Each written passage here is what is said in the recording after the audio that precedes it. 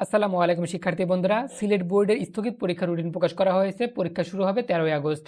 এইবার অনেকেই কিন্তু পরীক্ষার রুটিন সঠিকভাবে না পাওয়ার কারণে অর্থাৎ অফিসিয়াল ওয়েবসাইট থেকে রুটিন ডাউনলোড করতে পারেনি, যার ফলে অন্য জায়গা থেকে রুটিন সংগ্রহ করেছে এবং তারা ভুল রুটিন পেয়েছে।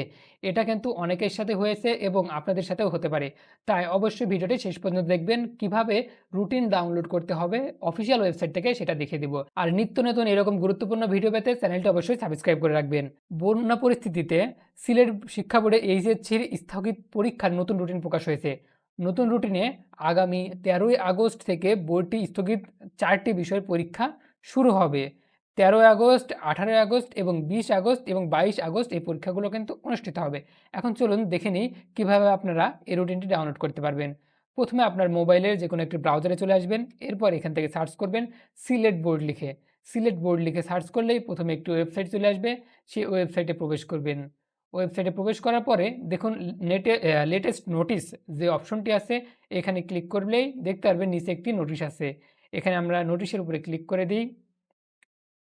নোটিশের উপরে ক্লিক করলেই একটি নোটিশ ওপেন হয়ে যাবে।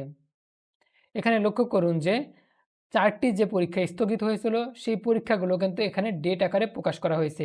আপনারা চাইলে এই রুটিনটি আমাদের ভিডিওর ডেসক্রিপশন বক্স থেকেও কালেক্ট করে নিতে পারেন।